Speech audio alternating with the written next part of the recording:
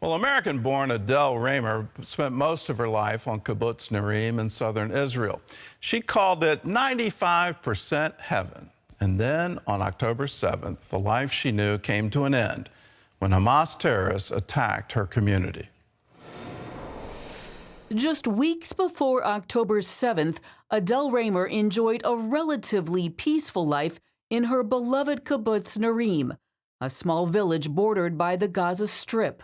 With its well-kept homes, community garden, and lush agriculture, the kibbutz provided a beautiful communal life for some 400 residents. Born in the U.S., Raemer arrived in Israel in 1973. In 1975, she began teaching at Nirim. She would continue her classroom career for almost 40 years there, while raising her children and then enjoying her grandchildren. Little did she know how close she would come to losing them. Given its location on the Gaza border, the kibbutz almost expects sporadic rocket fire. Then, the terrorists infiltrated kibbutz. Came the surprise morning attack on October 7th, when Hamas killed, injured, or abducted about 100 of the kibbutz's residents. Raemer shows in this video how she and her family hid in their home's safe rooms and miraculously survived. Well, Adele Raemer is here with me now, and thanks so much for being with us. I just so appreciate you coming. Thank you for having me. Take us back to that day. It must be very hard to remember it, but what was it like on October 7th? So October 7th for me actually started on October 6th. And before I went to bed, I told my son, if you don't see me in the morning, don't worry. I'm an amateur photographer, so I'm going out to take a picture of wildflowers before sunrise. Luckily, I did not do that, because I would not be sitting here talking to you today. 6:30 in the morning on October 7th, we started getting massive incoming rockets. And we could tell right at the beginning that this was something unusual, because they were from north of Tel Aviv to south of us. As the day progressed, we ran into our safe rooms immediately, of course, closed the doors, closed the window. We were told at one point that the country had been invaded and that we should go outside, lock our doors and windows, and go back into the safe room and lock ourselves in. The problem with that is that the safe room does not lock. The safe room is built to keep us safe from rocket fire. And despite the fact that we're only a mile away from the border, it was never built for locking against infiltration. So the morning was a harrowing morning, and we did not get any official information because nobody knew what was going on. The army was caught by surprise. We didn't know anything except for the internal messaging that I could see on my phone. And I'm following, we're a small community, and I know where everybody lives, and I'm following the progression of the terrorists as they're getting closer and closer to my son-in-law's house, to my daughter's house, to our house. And just watching as virtually as houses are being burnt and people are being kidnapped, which I actually didn't know until much later. And it took 11 hours until they rescued my son and me.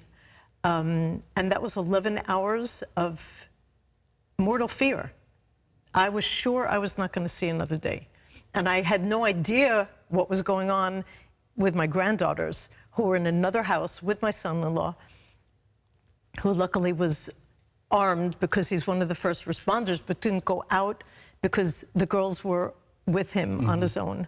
And they burst into his house, and he told my grandchildren, hide yourselves under the blanket. You're going to hear a loud noise. Don't come out no matter what happens. He waited to see the door handle moving. He kicked the door open and shot the terrorist right in front of the house, in front of the safe room. So I almost lost my 3 granddaughters that day. I just want to correct something on my kibbutz. We lost 10 people. 10 people were slaughtered on Nirim, and 5 people were slaughtered on Nirim. 5 people were kidnapped. But I lost many, many friends that day.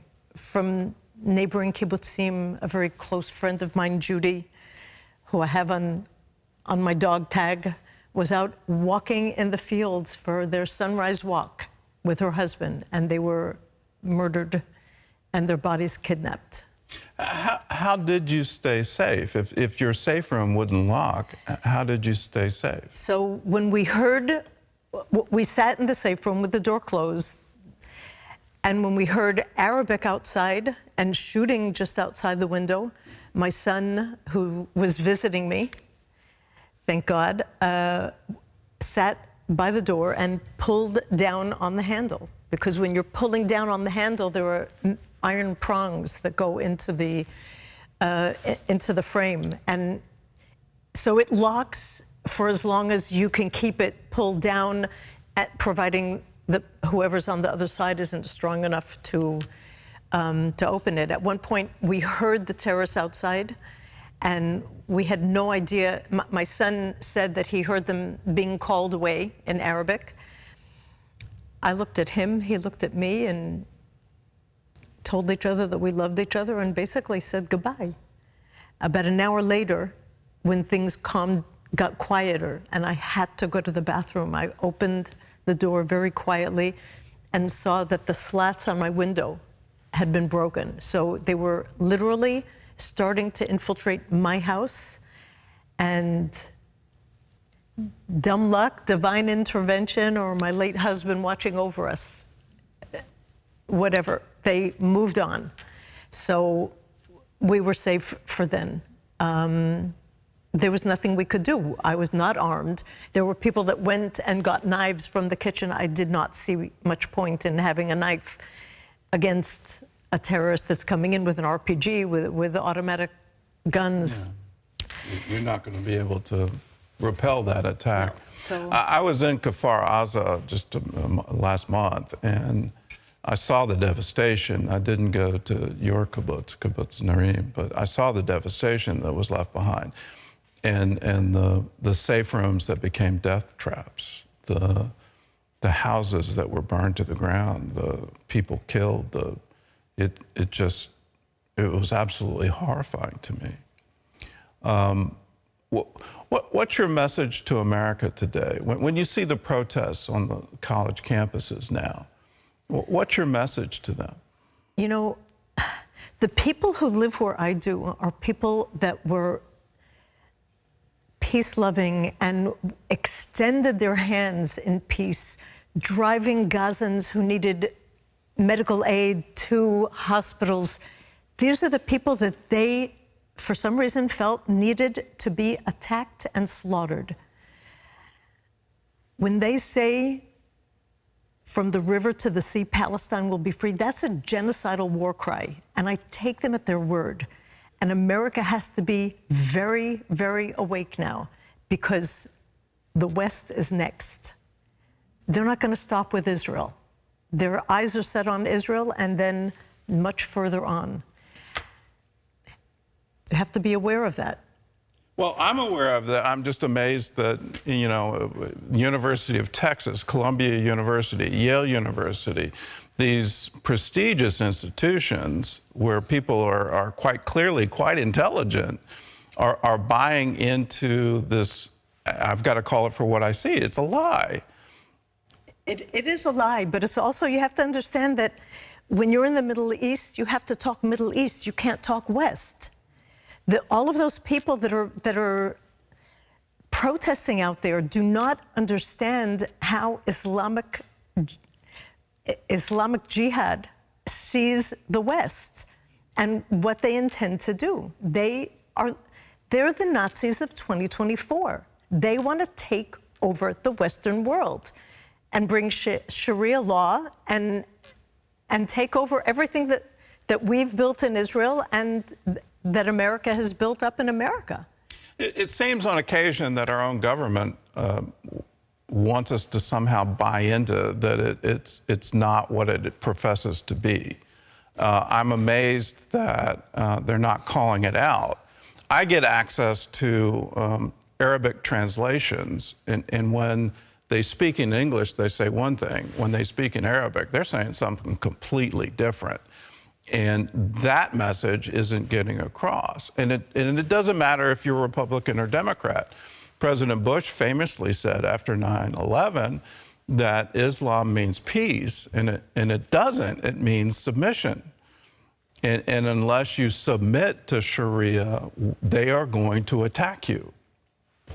You know, I always used to say that I'm sure that the great majority of people on the other side of that fence just want the same thing that I do, to put food on their table, have safety for their children. October 7th changed that for me. I understood that I got my numbers wrong, because it wasn't only the Nukhba that came in, the armed fighters that came into my kibbutz and the communities around.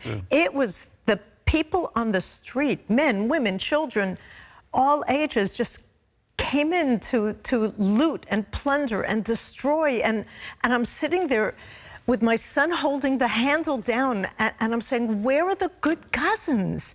And I'm in touch with people from Gaza. I've been, in the past, in touch with people with Gaza and done educational activities with them. With people that I know, we're trying to teach the people, the children, that the people on my side of the border do not want their deaths, do want to collaborate and to communicate and to live as good neighbors. But those people are in the minority. And the Hamas has done such an excellent job at educating an entire generation to hate us. Well, they've done it with our tax dollars. I mean, that's UNRWA. They run all the schools. So we're just not awake to it. Where's their hope? I think there was some glimmer of hope when Iran sent, it's kind of odd to say there's hope in the middle of a direct attack from Iran, but it seems like the Abraham Accords held. And other nations who do want peace, I think Jordan truly does want peace, they joined with Israel in defending against that attack. Saudi Arabia, to my absolute amazement, said that they went public with it and said, we join with this too. We will not allow this to happen. So is there hope? How do we get to that hope? And I guess, how do you defeat the ideology of hate? So that Saturday was amazing, that Saturday night when those rockets came over, to see how much help we got and how ineffectual those very frightening rocket attacks were in the end. And the hope, you have to be an optimist to live in Israel. You can't not be an optimist. It doesn't work. So I'm going back home. And I'm going to rebuild, and I'm going to make it bigger and better and more beautiful and more wonderful, and that will be my revenge. That will be my way of getting back to say, terror is not going to run my life. Well, let's talk about that effort. You're raising funds to rebuild your kibbutz. I was in Kfar Aza and talking about, are people going to come back and are they going to rebuild? And the response I got was, well, some are. Some are willing to do it again. But others are so traumatized by it that just walking inside the kibbutz and the memory of it is just too much for them. As you rebuild, who is going to come and live? So it's really too early to say. Most people, as of today, are saying that they do want to return, but they'll have to feel safe. And you can't really compare what happened on Nirim to Kfar Aza. On Nirim, there were a number of tragedies, but there were also a number of little miracles that prevented us from being from Nir Oz, who lost 1 out of every 4, to murder, kidnapped, or Kfar Aza. Nirim had a lot less damage done. And we were pioneers in 1946 when the founders of our kibbutz went out into the desert to make it bloom. And I believe that we're going to be pioneers again, going back and rebuilding and hopefully inspiring other communities to do the same, to find the wherewithal to to come back and to live and to prosper and to get our lives back, because we had so much stolen from us. I personally feel I had so much stolen from me that day. My sense of security, my sense of home, my family, who I don't know if they're going to come back. I have to go get that back. People watching right now, if they want to help you, do you have a nonprofit here in America?